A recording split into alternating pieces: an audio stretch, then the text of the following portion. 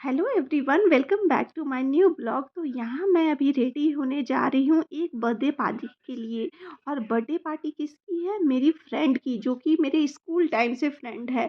और उसी के बेटे की बर्थडे पार्टी है, और जिससे मैं लगभग लगभग 10 सालों बाद मिल रही हूँ। सोचो, एक शहर में हम लोगों की शादी हो गई है, हम लोग एक शहर में रहते हैं, लेकिन मिल रहे हैं कितने सालों बाद। क्योंकि बैंगलोर इतना बड़ा है ना, कहीं भी मिलने के लिए एकदम स्पेशल प्लानिंग करनी पड़ती है। तो यहाँ मैं सबसे पहले मेकअप कर रही हूँ। मेकअप मैं ज़्यादा कुछ करती नहीं हूँ। सबसे पहले मैंने रोज़ वाटर लगा के अपने चेहरे को थोड़ा सा ड्राई होने दिया। उसके बाद वॉश करके यहाँ पे सनस्क्रीन लगाया है। मुझे मेकअप का उतना आइडिया नहीं है, जैसे भी कुछ भी होता है मैं लगा लेती हूँ, जो भी थोड़ा बहुत चीज़ रहता है। तो सनस्क्रीन लगाने के बाद यहाँ मैं सीसी क्रीम लगा रही हूँ, लैक्मे का 925। और ऐसे कोई प्रॉपर ब्लेंडिंग वे नहीं है, बस हाथों में ब्लेंड करके अपने फेस पे लगा लेना है। अच्छे से स्प्रेड हो जाता है। मुझे तो कोई डिफ़िकल्टीज़ नहीं लगती है कि हाँ, एक स्पॉन्ज से या ब्लेंडर से लेके ब्लेंड करना या हाथों से मुझे डिफ़रेंस नहीं दिखता, मैं ऐसे ही कर लेती हूँ। उसके बाद मैं लगाऊँगी यहाँ पे काजल आँखों में, जो कि मेरा कंपल्सरी है। ये ऑलमोस्ट मैं एवरीडे करती हूँ। मेरे आँख जो है बिना काजल के कभी रहते ही नहीं है, मुझे बहुत पसंद है काजल। तो यहाँ मैं काजल लगाऊँगी और उसके बाद मैं लगाऊंगी यहाँ पे लिप बाम, क्योंकि मैं लिपस्टिक लगाने से पहले कोशिश करती हूँ लिप बाम ही लगा लूँ।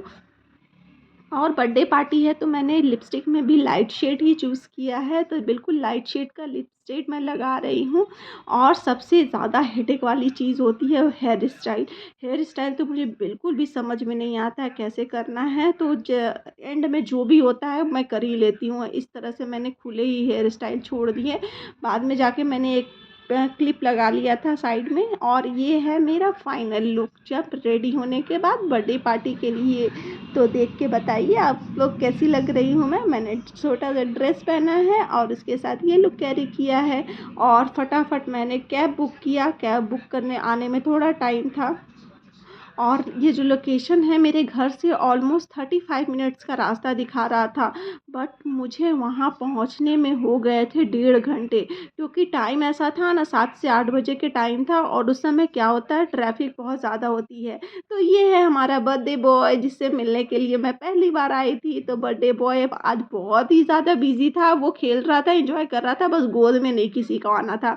और ये है मेरी स्कूल फ्रेंड, जिसको हम लोग स्कूल टाइम से जानते हैं, और हम लोग साथ में एक गैंग में भी थे। तो ऐसा था, हम लोग इतना अच्छे दोस्त थे, लेकिन एक शहर में रह के मिलना बहुत मुश्किल हो जाता है, जस्ट बिकॉज ऑफ डिस्टेंस।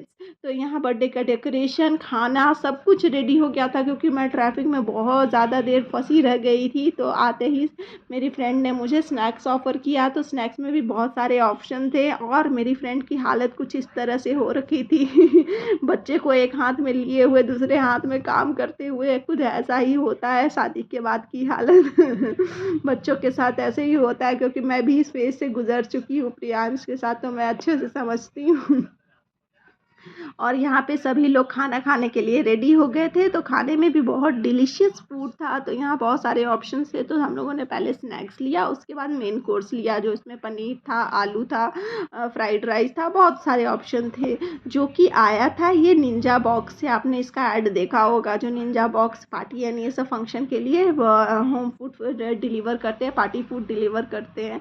तो खाना वाना अच्छे से खाने के बाद, और आंटी से मिलने के बाद, स्पेशली मैं आंटी से भी मिलने आई थी, क्योंकि हम लोगों ने स्कूल टाइम में इनके हाथों का लंच बॉक्स बहुत खाया है, और बहुत अच्छा खाना बनाती है आंटी।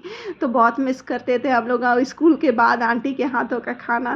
तो उसके बाद फिर आंटी से थोड़ी देर बात करने के बाद, क्योंकि मेरी फ्रेंड तो बहुत सारे गेस्ट आए हुए थे, तो बेचारी बिजी थी, तो उसको नहीं बोला जा सकता, तो वो अपना काम में लगी हुई थी। फाइनली सारे पार्टी ओवर हो गए। ऐसे तो मेरा केक कटिंग मिस हो गया था, मैंने केक कटिंग नहीं देखा था, लेकिन सारे पार्टी ओवर होने के बाद अब बारी आ गई थी सबको टाटा बाय बाय करने की, क्योंकि मुझे जाना भी बहुत दूर था। तो सब टाटा बाय बाय करके मैं निकल गई। अभी जाते टाइम थोड़ा लेट हो गया था, तो मुझे थोड़ा ट्रैफिक कम मिला, और बहुत फटाफट से मैं घर पहुंच गई। जाते टाइम बहुत अच्छा लगा।